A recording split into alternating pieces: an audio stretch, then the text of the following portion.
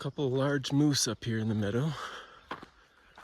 We'll see if that affects my course. Also have horses coming up behind me.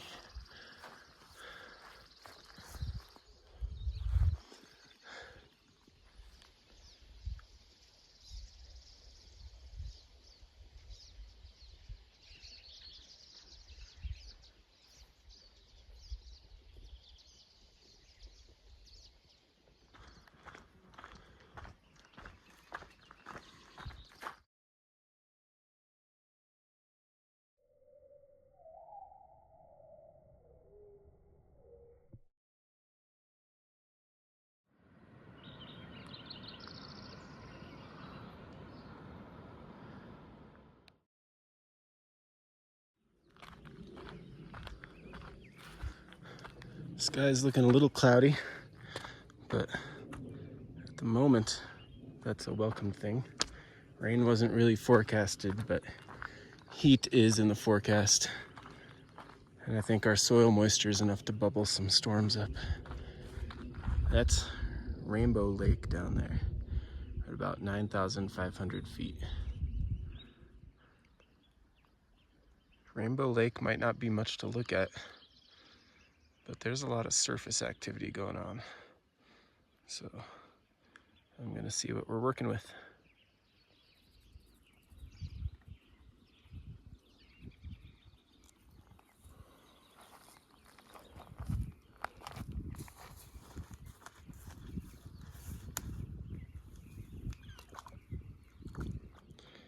All right, well, this is brookie number 2.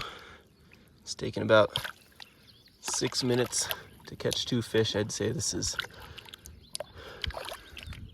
a dependable spot.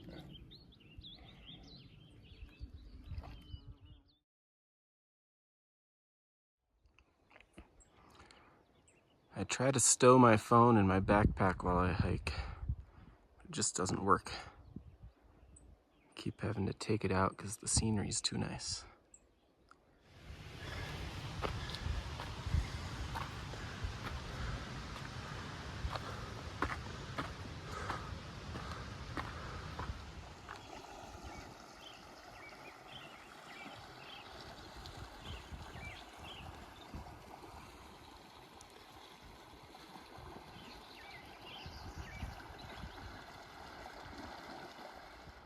I guess I'm working my way up the rim at this point. Maybe 800 feet more to go or so.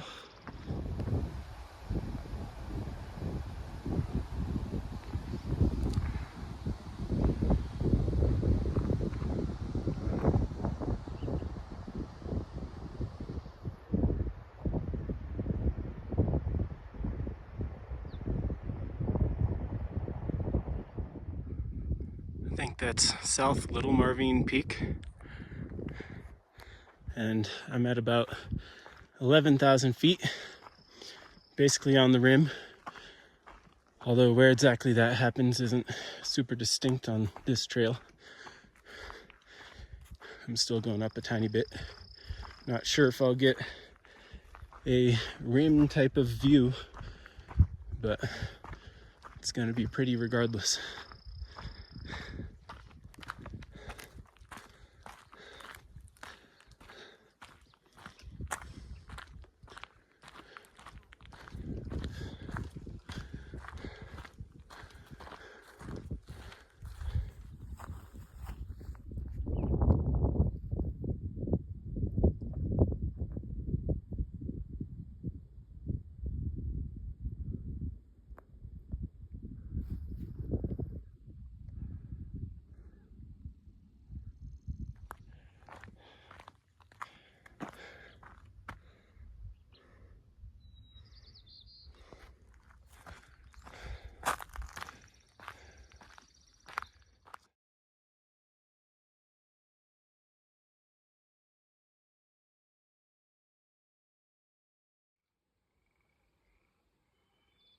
This water bug looks like it's eating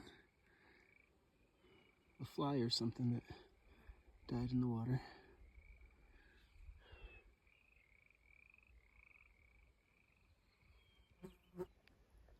This lake here has leeches.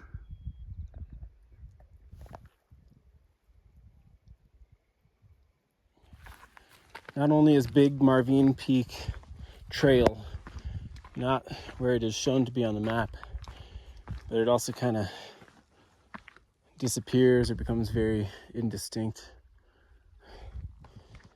But I think it might reappear. I see kind of a line over there on some grass. And my guess is that if you follow the path of least resistance, you'll avoid the worst of the marsh and you'll more or less follow the trail.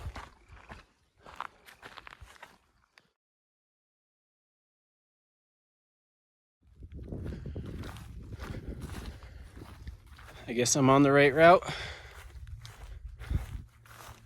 I don't think the elk made that. Looks like some trail over that way.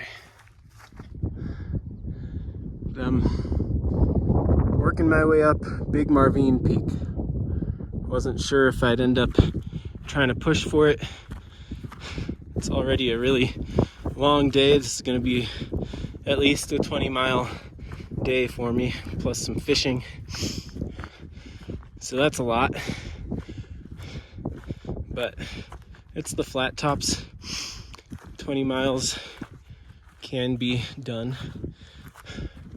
My absolute elevation is lower relative to other mountain ranges, and the elevation gain is a little less than other mountain ranges, but it's still pretty stout. I started just over 8,000 feet. I'll be ending just under 12,000.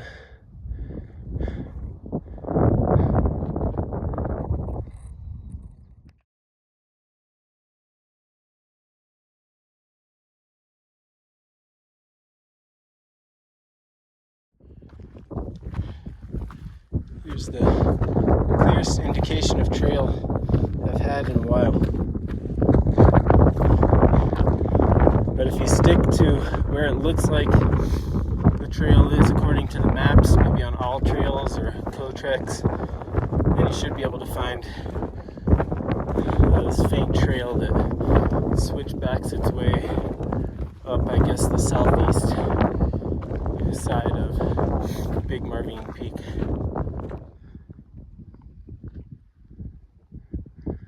I've gained the ridge that heads up to the summit.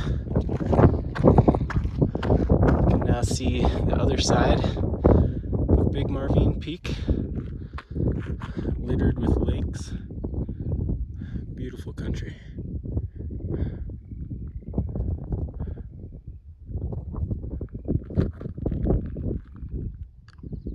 Over there I think it's Trapper's Peak and Star Lake down below it. Generally speaking, the higher parts of the flat tops are over there to the east, but these western summits distinguish themselves by rising up a little further above their surroundings.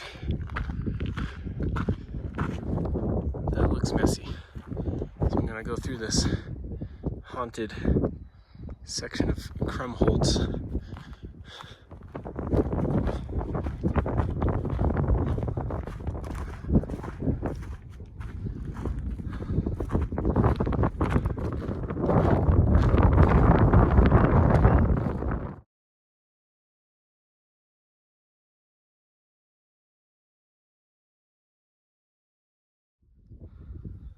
All right, I've made the summit of Big Marvine Peak. There's the higher stuff off to the east. I think you can see a little bit of the park range over there. That way behind the flat tops is the Swatch Range. Down there are the Elk Mountains. You can see a cornice at the top of Cypress.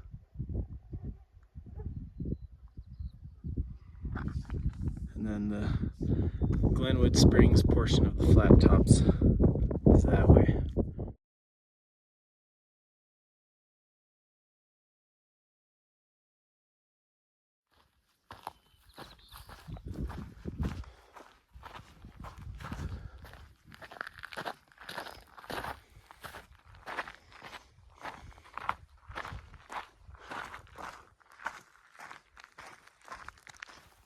So if you follow the Cotrex trail map, you shouldn't go too far astray. You just have to have an open mind about what the word trail can mean. I've been without a trail for a few minutes, but just kept heading in the general direction of the East Marvine Trail. And I guess I've reached it, although there doesn't seem to be much trail over here either.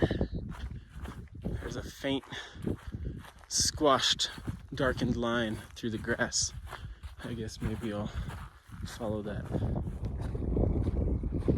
So I've decided to make this a loop, not return the way I came. I came up East Marvine Trail. I'll go down Marvine Trail that goes by Marvine Lakes. I'm finally at the end of East Marvine Trail, where it meets up with the Oyster Lake Trail, which I'll take to connect to the Marvine Trail. One thing I was not expecting when I turned this into a loop was that the loop would take me so far away from Big Marvine Peak. From up top, the drainage that I would take to make this a loop was just immediately down below me. It looked just as easy as going back the way I came, but using the trails has brought me a little bit out of the way. It's adding an extra mile or two to what is already a very long day. So I'm going to stop exploring lakes and seeing if they have fish, and instead I'm just going to hustle. Neat little cave, big enough to hide under. Okay, I've reached the intersection of the Oyster Lake Trail that I've been on and the Marvine Trail that goes by Marvine Lakes. I'll take a quick break, and then it's about 11 miles back down to the car, and I've got maybe 3.5 hours of daylight, so I can't dilly-dally too much. I feel okay, starting to feel it a little bit, kind of tired, but no cramps or anything, so should be all right.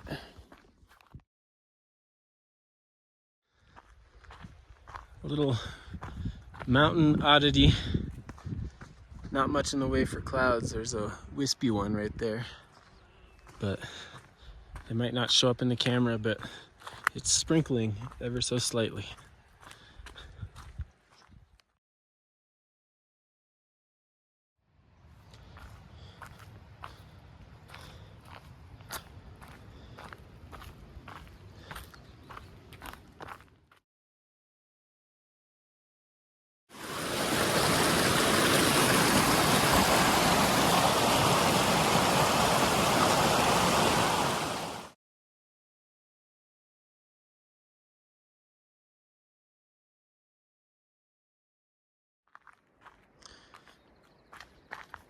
Finally getting a little closer to Marvine Lakes.